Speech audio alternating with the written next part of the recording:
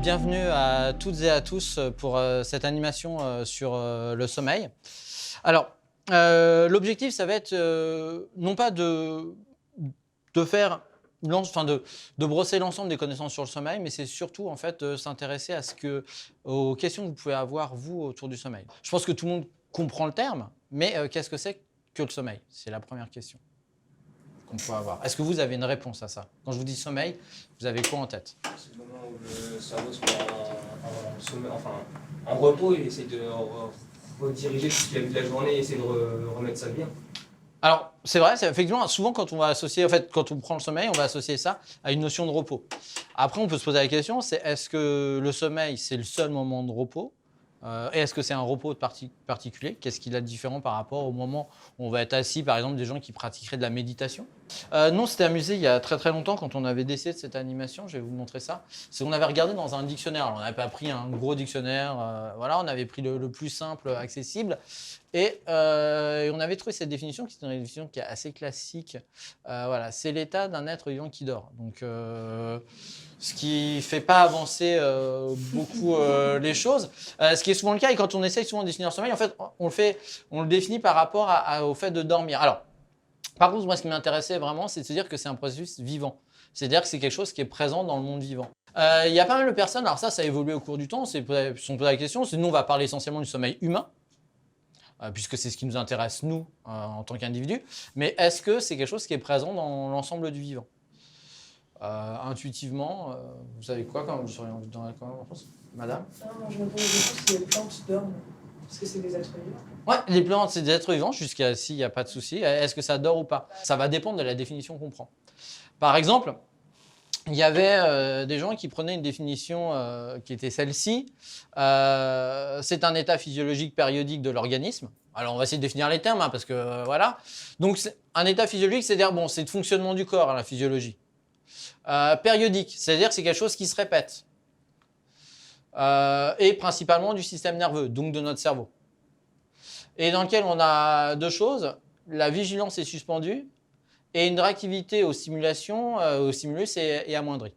Donc si je me centre sur cette définition-là, en fait, on aura tendance à dire que les plantes ne dorment pas. Alors, en fait, la réponse, c'est qu'au regard de ce qu'on connaît aujourd'hui, de la façon dont on peut se poser la question aujourd'hui, on n'a pas la réponse typiquement sur les plantes. Par contre, dans l'ensemble du vivant, cette définition, elle est suffisamment large pour intégrer énormément d'êtres vivants. Par exemple, si je vous dis qu'une mouche, ça va dormir, ce n'est pas forcément la première chose que vous allez avoir à l'esprit. Alors effectivement, on va avoir... alors la vigilance, elle va être mesurée de manière c'est plutôt son activité qui va être mesurée que sa vigilance. Sa capacité, alors la vigilance, c'est la capacité qu'on a à tenir compte de ce qui se passe dans le monde extérieur. Et la réactivité au stimulus qui va être amoindrie, c'est vrai qu'elle va mettre plus de temps à s'envoler si on fait un bruit, on allume une lumière, etc. Aujourd'hui, on va considérer que, alors ça va dépendre des chercheurs aussi de leur représentation des choses, mais que pas mal d'êtres vivants vont dormir à partir du moment où on a ces deux caractéristiques qui sont présentes. Ça va? Est-ce que ça suscite d'autres questions? Non? Oui, Ouais. Moi je me demande au niveau des animaux marins, en fait, est-ce que la définition peut fonctionner? Parce que il me semble que pour un animal aquatique, comme un poisson ou un mammifère aquatique, très certainement que le sommeil est différent d'un animal terrestre. Alors, on va distinguer poisson de mammifères marins pour des raisons pratiques et biologiques. Non, vous savez laquelle? Bon, ça vit dans l'eau, ok. Et c'est quoi la différence? Ouais, alors ça, c'est plus subtil parce que si on va chercher certaines espèces... En fait, la biologie, c'est avoir des trucs bien tranchés. Par exemple, les requins, il y a des requins chez qui il va avoir une croissance dans une poche qui sont ovovivipares, par exemple. L'alimentation des petits, alors? Non, c'est un truc... C'est physique, ils ont pas, au niveau squelettique, ils ont de toute façon... Ouais, alors ça, c'est la différence, comment on va les classer en systématique. Mais il y a une fonction qui n'est pas la même, c'est la respiration. Les mammifères marins vont respirer de l'air qui est à l'extérieur, donc ils vont remonter à la surface pour prendre de l'air, même s'ils peuvent faire des énormes périodes d'apnée. Par contre, le poisson, lui, il a des branchies, il a une respiration qui est exclusivement aquatique.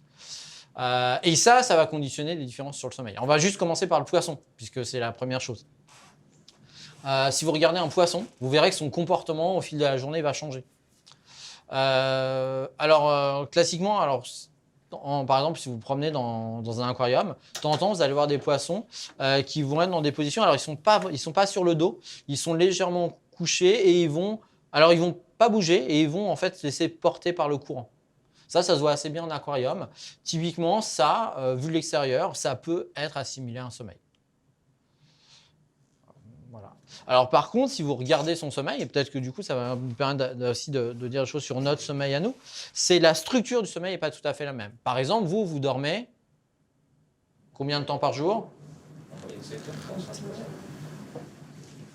Ouais, on va pas rentrer individuellement, mais globalement, puis forcément, ouais. Oui, c'est un peu ça. C'est à peu près 7-8 heures. Ça a baissé, ça continue à baisser, puis en fonction d'événements, ça peut changer de manière globale. Mais on va dire, on va prendre 7 heures, c'est pas mal. Ça ne fera pas un multiple de 24, mais tant pis. Le point important là-dessus, c'est que votre poisson, il ne va pas dormir probablement 8 heures. Alors, ça va varier en fonction des espèces. Et l'autre grande différence aussi avec nous, ça sera sans doute pas 8 heures, ça sera sans doute moins. C'est que vous dormez en un seul bloc, grosso modo. Chez la plupart des animaux, on va avoir des sommeils qui vont être fractionnés, qui vont être morcelés. Ils vont avoir des phases de sommeil, des phases d'activité, des phases de sommeil. Il y a autre chose, et une autre différence entre poissons et mammifères marins, c'est sur la régulation de la température. On reviendra un peu plus loin, mais la température est quelque chose qui est en lien avec notre sommeil. Et typiquement, les poissons, la température va dépendre de leur environnement. Le mammifère, lui, il va contrôler sa température. Les mammifères marins vont contrôler leur température. Donc ça, c'est des problématiques qu'ils vont rencontrer en fait, pendant les phases de sommeil. Et comme il doit respirer, alors c'est pour ça que souvent, le dauphin est pris en exemple. On va avoir des individus qui vont, par exemple, avoir une partie de leur cerveau. Le cerveau, vous en avez un exemple ici. C'est un demi-cerveau, c'est ce qu'on appelle un hémisphère. Vous, donc, hémisphère, ça veut dire que vous en avez 2 pour avoir un cerveau complet. Le dauphin, on raconte ça, globalement, ça dort par hémisphère. Ça va dormir par hémisphère, c'est-à-dire qu'il y a une partie du cerveau, la moitié, qui va dormir, et l'autre moitié qui va être en activité. Alors, elle ne va pas être vraiment réveillée, mais elle va permettre de gérer des fonctions élémentaires comme sa nage, sa respiration, etc. Contrairement à nous, on a une régionalité dans notre cerveau. Certaines régions du cerveau vont être impliquées dans des fonctions. Chez le dauphin, il y a une duplication d'un côté et de l'autre sur les 2 hémisphères. Oui. Est-ce que ça peut être pour des raisons de vigilance maintenue malgré le sommeil, enfin, ce qui irait à l'encontre de la définition, mais chez les animaux entre guillemets sauvages, vous en êtes plus conscient de ce qui se passe autour d'eux? Alors, le fait probablement, c'est compliqué parce que il faudrait pouvoir remonter dans le temps pour analyser le sommeil. Par exemple, si on prend un homme, même les premiers sapiens qu'on a, voire même avant, chez l'habilis ou l'erectus, on n'a pas forcément, on ne peut pas analyser leur sommeil. On peut avoir des pistes de ça, mais on ne sait pas exactement comment ils dormaient. Et globalement, effectivement, il y a des hypothèses qui imaginent que c'est notre maîtrise de notre environnement qui a entraîné le fait que notre sommeil se soit regroupé sur un temps d'environ 8 heures. Et donc l'hypothèse, c'est qu'effectivement, les animaux, en fractionnant leur sommeil, vont pouvoir être plus rapidement alertés, surveiller plus leur environnement. C'est si rejoindre ça. Voilà. Non, mais ce serait effectivement rejoindre cette problématique, c'est que la disparition de la vigilance ou de la réactivité qui est diminuée, ça veut dire que le sommeil, c'est un moment qui est potentiellement dangereux. Du coup, l'hibernation, c'est du sommeil aussi ou pas? Pas vraiment. Alors, c'est souvent, en fait, ce qui est un paradoxe, c'est bien un état physiologique, qui est périodique parce que ça revient annuellement. On est d'accord. La vigilance, elle est suspendue et la réactivité aussi, elle est diminuée. Donc, ça pourrait correspondre à un sommeil. Sauf que, en fait, quand on compare et qu'on regarde d'autres paramètres, et ça, on va peut-être avancer sur des petites choses, qui sont ces paramètres-là. C'est-à-dire qu'aujourd'hui, en laboratoire, l'analyse du sommeil a été, on va dire, pas vraiment standardisée, mais elle repose sur plusieurs facteurs, hein, l'activité cérébrale, le mouvement des yeux, le tonus des muscles, le rythme cardiaque et le rythme respiratoire. Eh bien, ce qui a été montré, en partie chez les animaux, on va prendre l'ours par exemple, dans son hibernation. L'ours, quand il sort de l'hibernation, en fait, il ne va pas sortir complètement tout de suite, il va d'abord avoir une phase de sommeil. Avec des caractéristiques qui vont être similaires à celles qu'on observe chez d'autres mammifères. Et ce qui aura amené à ces chercheurs-là à postuler que pendant l'hibernation, il n'y avait pas de sommeil, il y avait bien un arrêt de fonctionnement du corps, un ralentissement. On puisait sur certaines réserves, mais il n'y avait pas, a priori, des caractéristiques qui étaient identiques au sommeil. Donc, puisque j'en suis arrivé là, on va essayer de voir un peu comment ça évolue. Alors, des choses qui sont assez intuitives pour vous, à la fois parce que notre première approche à nous du sommeil, c'est à la fois nous, mais ceux qui nous entourent. Par exemple, si vous dormez avec quelqu'un ou si vous avez des enfants, vous regardez comment ils dorment, vous allez remarquer des petites choses. Le sommeil, c'est pas une nouveauté en soi. C'est une fonction biologique qui a été observée. À l'Antiquité, on parlait déjà de sommeil. Mais on ne comprenait pas bien. D'ailleurs, c'est aussi une des raisons pour laquelle, probablement, par exemple, chez les Grecs, on leur a attribué des divinités. Tiens, une petite question pour progresser en culture générale et pour répondre à des jeux de culture générale. Divinité du sommeil? Morphée. Hélas, non. Non, parce qu'on dit dans les bras de Morphée. Morphée, c'est pas le sommeil. C'est un élément du sommeil. Allez, une deuxième chance. Ça commence par un H. Hermès. Non. Non. Hermès, c'est plus de médecine, messager des dieux, etc. C'est hypnose. Ouais. Ce qui a donné tous les termes hypnotisé, hypnotique. Et les hypnotiques, c'est les médicaments qui sont censés faire dormir. Hypnotisé, c'est tout de suite, dans la racine, on pensait que c'était un sommeil. En fait, c'est une modification d'un état de vigilance. C'est un état de vigilance qui est différent, mais qui n'a pas les mêmes caractéristiques que le sommeil. Donc, c'est à part. Et Morphée, pour donner la réponse, c'est la divinité qui est liée au rêve. Parce que c'est l'autre composante qui est connue depuis très très longtemps, c'est que pendant cet état un peu particulier qu'on appelle le sommeil, il y a ces images, ces films qui existent qu'on appelle les rêves. L'Antiquité, on pensait que les rêves étaient des messages justement envoyés par les dieux pour nous informer et qui permettaient donc à certains de faire des présages. Et en réalité, c'est au cours du XXe siècle et sur la deuxième moitié du XXe siècle qu'on a énormément progressé sur la connaissance du sommeil. Alors, pour une raison assez simple, qui est l'électroencéphalogramme, qui permet de mesurer l'activité électrique. À la fin du XIXe siècle, il y a des médecins, chercheurs, qui commencent à enregistrer des paramètres de fonctionnement du corps. Il y a un monsieur qui s'appelle Einthoven qui va être là mettre en place l'électrocardiogramme. Bon, c'est assez compliqué, il faut mettre les mains dans une bassine, les pieds dans une bassine, des électrodes à la surface du corps. C'est pas...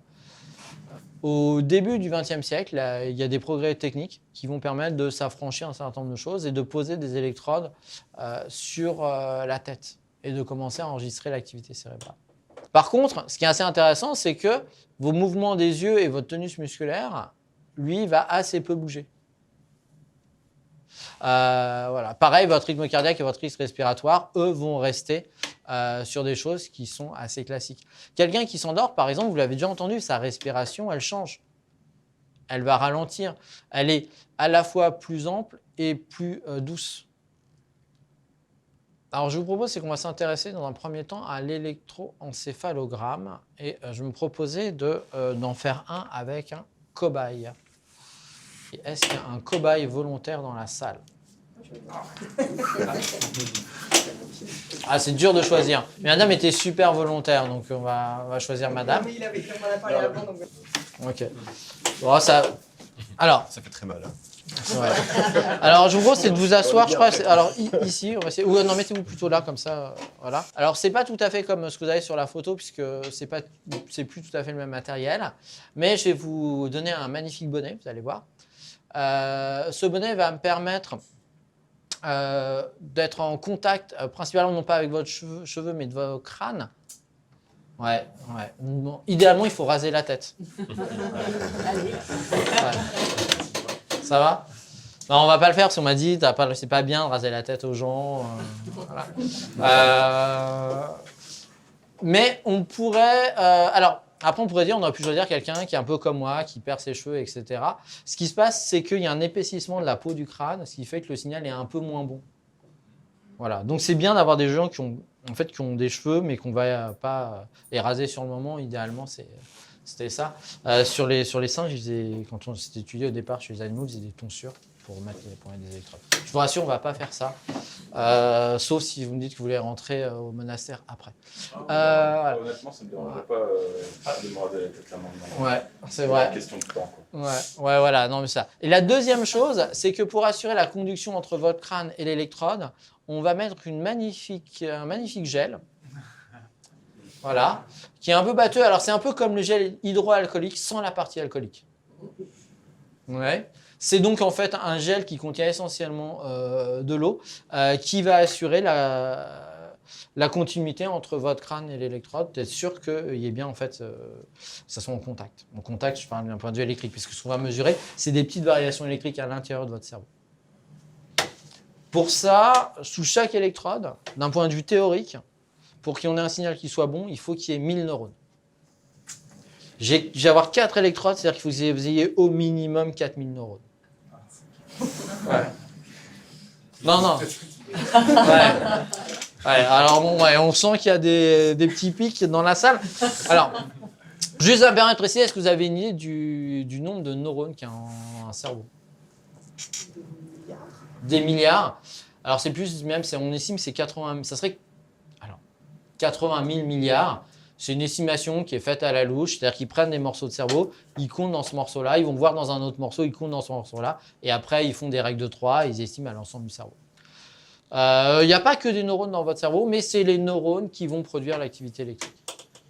C'est pas uniformément réparti. Non. Non. T'es inquiet maintenant. Hein. Ça fait peur. Hein. Alors, le cerveau-là, comme il est dans de la résine, on voit un peu moins bien. Mais en réalité, on va récupérer que les neurones qui sont proches de la surface. Ceux qui sont en profondeur, on va moins les avoir. C'est-à-dire qu'on va avoir à la surface qu'on appelle l'écorce. Et le terme réel pour ça, c'est le cortex. Mais ça vient de là. Le cortex désigne l'écorce. Et donc, c'est essentiellement les neurones qui sont dans cette partie, donc avec des replis. Donc, ça s'appelle les neurones corticaux. Voilà. Après, certaines électroencéphalogrammes peuvent permettre d'avoir des informations sur un truc un peu plus en profondeur, mais nous, on n'a pas accès à ce genre de matériel, qui sont des matériels de recherche assez puissants. Voilà.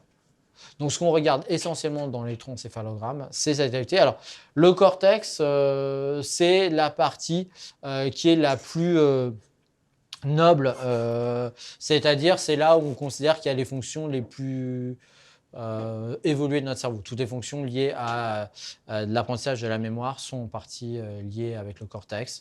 Nos émotions, voilà. Donc on va plutôt chercher dans ces régions-là. Donc c'est aussi pour ça qu'on a fait de l'électroencéphalographie, c'est pour essayer de comprendre comment ça se passait. Bon, je vais chercher mon matériel qui est derrière. Je vous invite à essayer de le mettre et de fermer la jugulaire si vous pouvez. Les électrodes qui nous intéressent, je me déplace un peu, vont être ici et là. Et on aura cette partie du cerveau. Grosso modo, toute la zone qui est comprise entre ces deux électrodes. Principalement, moi, je vais surtout regarder ici. Alors, c'est pas du tout, c'est complètement arbitraire, ça. C'est pas un choix qui repose sur des années d'études. C'est que, globalement, à la partie arrière du cerveau, ici, dans la partie occipitale, vous allez avoir les régions du cerveau qui vont traiter l'information visuelle. Et nous, ce qu'on va faire, c'est que l'information visuelle, dès qu'on a les yeux fermés, très rapidement, il n'y a plus d'information. Et elle va changer assez rapidement et un peu plus facilement son activité par rapport à d'autres régions. Parce que, par exemple, là, il est en train de se dire, qu'est-ce qui va m'arriver ? Et donc ça va avoir des impacts sur son frontal et probablement sur au pariétal. Et puis quand il va être dans le fauteuil, je ne peux pas l'empêcher de penser au reste de sa journée en disant j'aurais vraiment pas dû venir ici. Toutes ces choses-là, on ne peut pas avoir un contrôle. Alors on pourra essayer de le mettre dans l'obscurité, de voir ce qui se passe et de voir si peut-être qu'il y aura une évolution de notre électroencéphalogramme au fil du temps. Et de voir si on peut remarquer des choses. Et alors, quand ça fait mal, vous me dites c'est que c'est bon. On va demander à madame qui avait un avis sur l'état de vos neurones. Je suis juste très très contente de ne pas avoir du gel dans les Mais c'est pour ça que j'aime bien prendre chez les femmes, parce qu'elles apprécient beaucoup. Alors, ce que je vous propose, c'est maintenant de venir ici et de vous installer dans le fauteuil. Alors faites attention à passer par le côté du fauteuil et à vous tourner plutôt que vous asseoir par l'avant. Donc moi, je vais aller finir de le relier à la machine. Alors après, une fois qu'on a récupéré, donc l'information qui va être récupérée par le système va être envoyée à un ordinateur et on a un logiciel qui va en fait récupérer, analyser ce signal.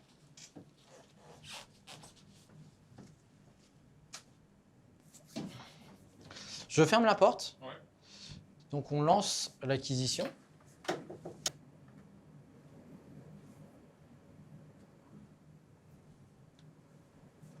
Bon là, non mais c'est une question d'échelle après. Bon, alors vous voyez, c'est absolument pas clair. Enfin, c'est pas lisible intuitivement. Alors, ce qu'ont regardé les biologistes quand ils ont fait les premiers électroencéphalogrammes comme ça, c'est ce qu'on appelle la fréquence de décharge, c'est-à-dire la quantité d'événements par seconde.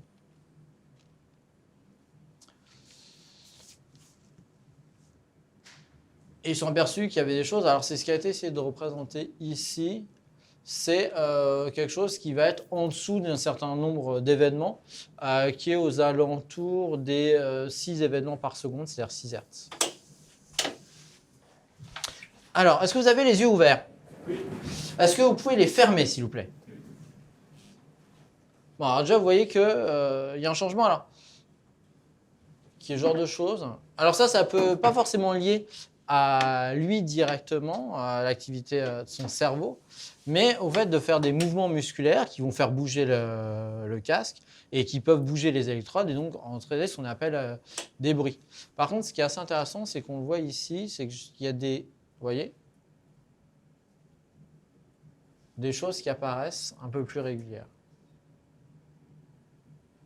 Et ça, c'est en fait ce qu'on appelle le rythme, donc les rythmes à 6 Hz. Et ça, c'est enregistré en occipital. Et ça, c'est ce rythme aux alentours des 6 Hz, c'est enregistré en frontal. Et vous voyez qu'il y en a un peu plus. Est-ce que vous pouvez ouvrir les yeux, s'il vous plaît? Oui. Et normalement, on peut imaginer que ce pattern, cette forme un peu particulière, elle va s'amoindrir petit à petit. Cette activité électrique, elle va devoir traverser plein de choses. Ça, c'est ce qu'on appelle les méninges, qui sont complètement hétérogènes. Il y en a qui sont plus relâchés que d'autres, avec des vaisseaux sanguins, etc., plus solides. Vous allez avoir aussi un liquide qui s'appelle le liquide céphalorachidien, qui baigne l'ensemble. Vous allez avoir le crâne, vous allez avoir la peau et enfin l'électrode. Donc ça entraîne une diffusion du signal. C'est-à-dire que finalement, l'électricité qui est produite là, elle va probablement arriver là, mais elle va aussi diffuser par là, diffuser par là. Donc en gros, ce que vous avez, c'est une vision un peu floue de ce qui se passe. Ce n'est pas exactement pile poil en dessous. C'est globalement dans la zone dans laquelle elle est, mais ce n'est pas forcément la région pile poil. Alors, vous pouvez rouvrir les yeux. On va attendre juste voir, quelques minutes, voir. Vous voyez qu'une fois de plus, ça se modifie. Alors là, il y a des choses qui apparaissent.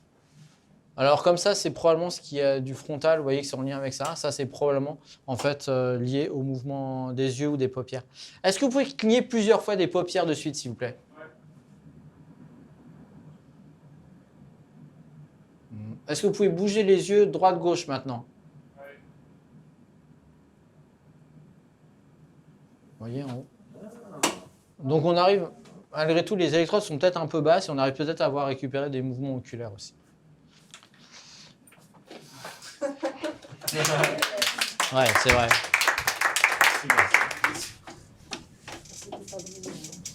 Oh, bon. L'obscurité. Alors, on va alterner entre ici l'enregistrement et... alors, on va revenir à peu près ici. On va regarder en fait la hauteur du pic et le nombre des pics, c'est-à-dire l'amplitude et la fréquence. C'est ça en physique, l'analyse, parce que c'est ce qu'on appelle une onde, mais on ne rentre pas dans le détail complètement. Votre cerveau, on va imaginer qu'il est composé, on va faire de 6 cellules, de 6 neurones. Et qu'à un instant donné, on va enregistrer l'activité de ces 6 neurones. Et vous, c'est ce que vous avez sur l'électroencéphalogramme, donc qui est la somme à chaque instant de l'activité de ces 6 neurones. On imagine 2 cas limites, où chaque neurone est impliqué de manière indépendante et qui ne fonctionne pas en même temps. C'est-à-dire une sorte de brouhaha d'activité électrique. Et donc, on va observer un signal qui est assez fréquent. Il y a souvent des décharges, mais elles ne sont pas très importantes. On appelle ça une décharge qui va être irrégulière ou une forme de désordre. Et puis, il y a des cas où les cellules, elles vont se mettre à travailler de manière simultanée. Elles vont se synchroniser. Du coup, ça va diminuer la fréquence, puisqu'en moyenne, elles vont moins travailler souvent, en termes de sommation. Mais par contre, l'amplitude, elle va augmenter. Donc en gros, on va imaginer qu'il y a des cas limites qui vont être des cas où on va avoir une activité qui va être peu ample et très fréquente, et une activité qui va être très, très ample, mais très peu fréquente. Donc l'amplitude et la fréquence vont varier en sens opposé. Cette décharge synchronisée, typiquement, ça peut correspondre à ça. Ça peut.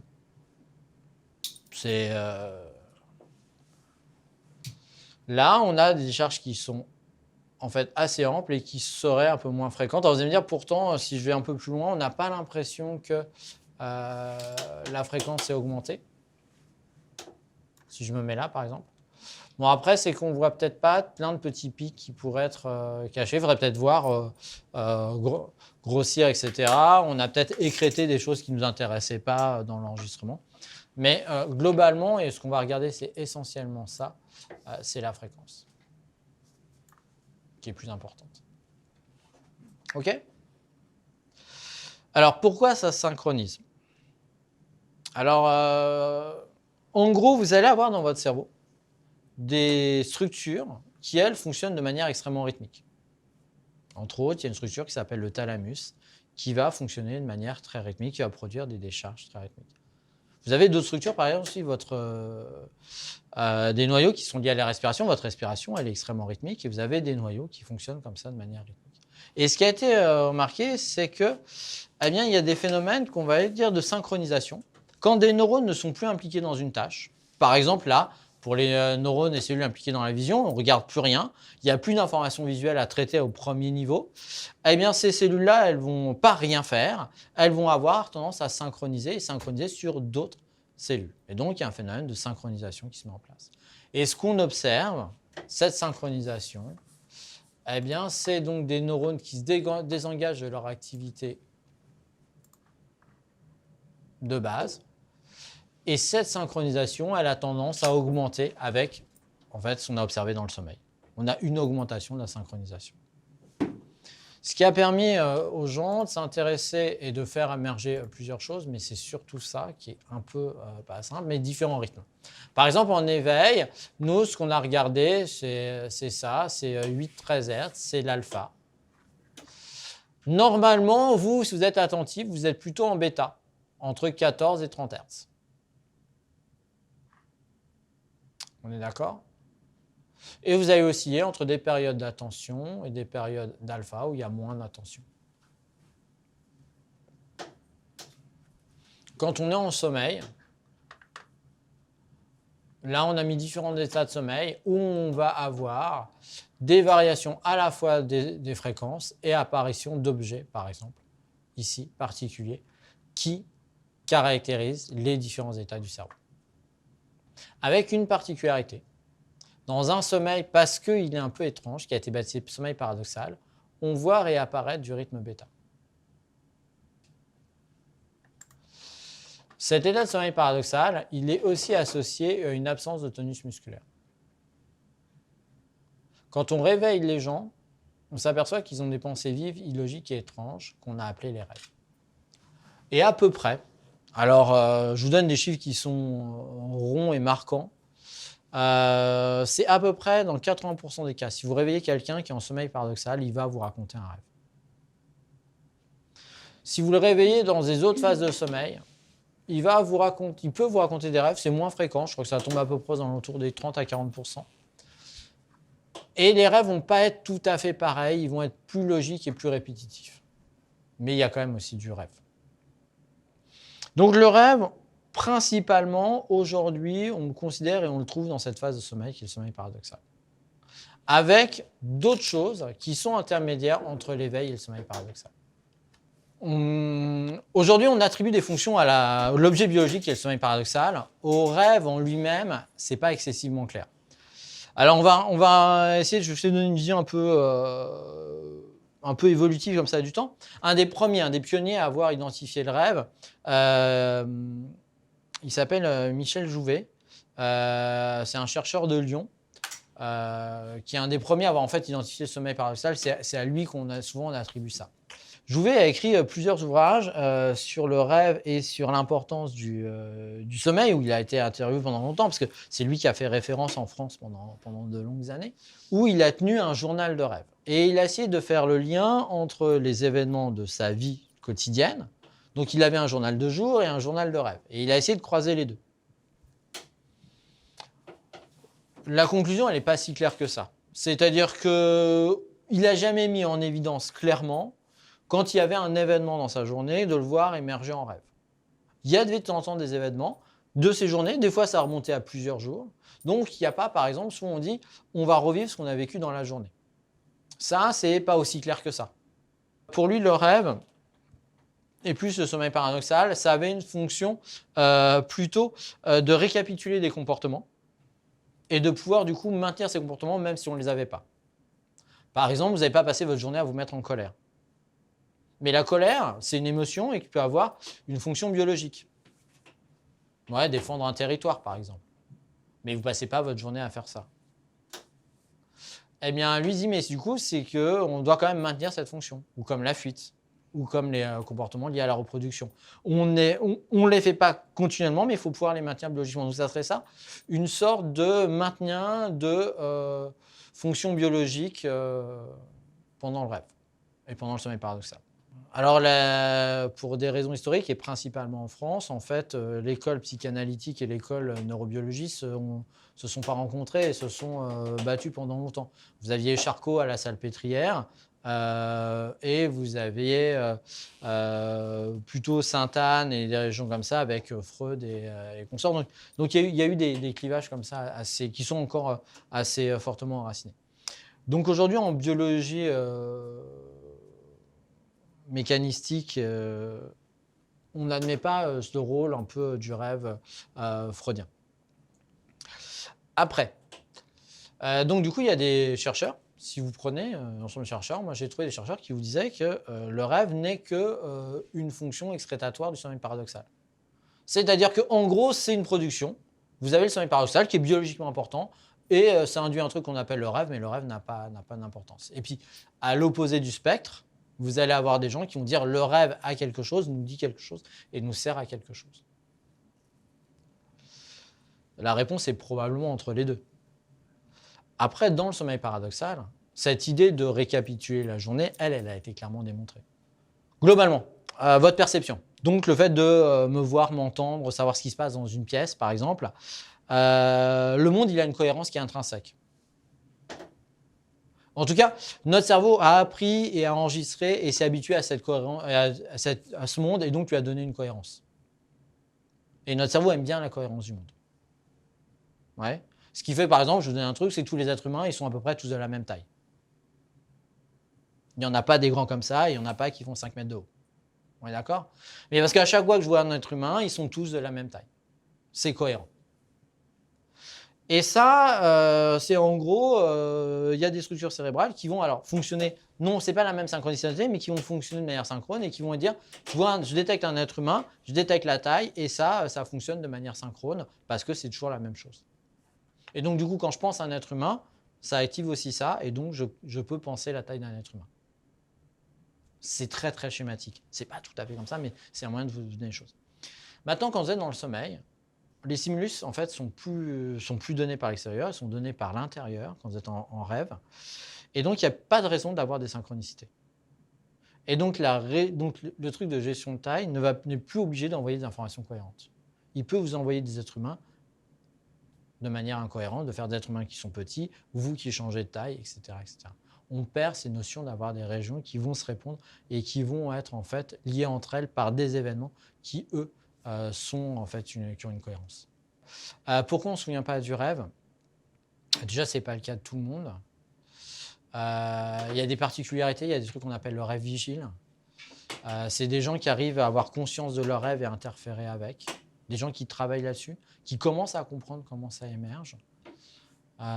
C'est des incursions de notre conscience dans le rêve. Donc le rêve serait quand même pour eux à notre conscience, donc ce serait pour eux aussi à de l'apprentissage. On montre aussi que si vous essayez de tenir un cahier de rêve, vous pouvez soit vous réveiller après le rêve et le noter, ce qui prend du temps et donc vous perdez sur votre nuit de sommeil, soit le faire le matin.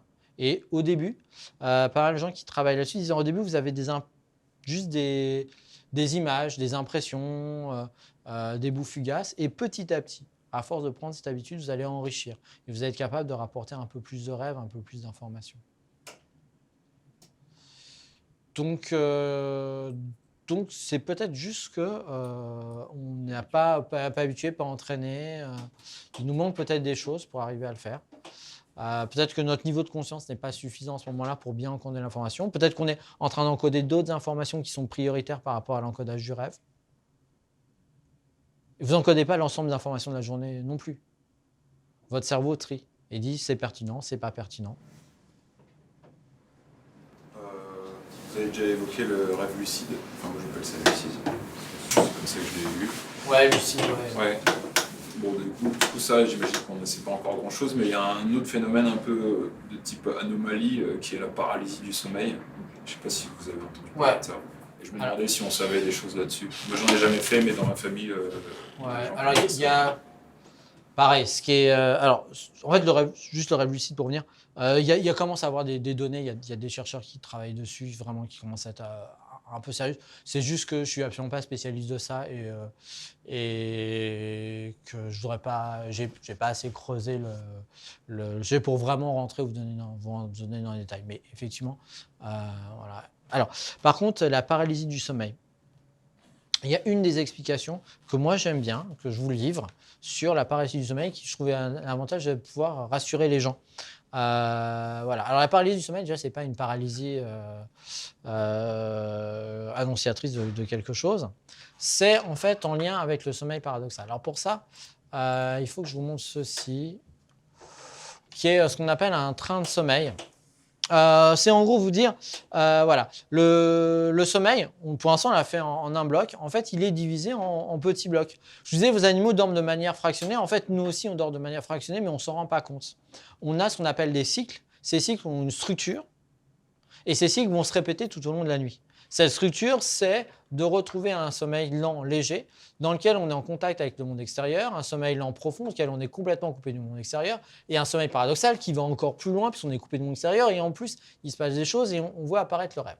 Le sommeil paradoxal arrive toujours dans ce qu'on appelle en fin de cycle, et il est suivi par une période de réveil courte qu'on appelle une latence, qui peut durer jusqu'à quelques minutes, et qui est généralement non consciente.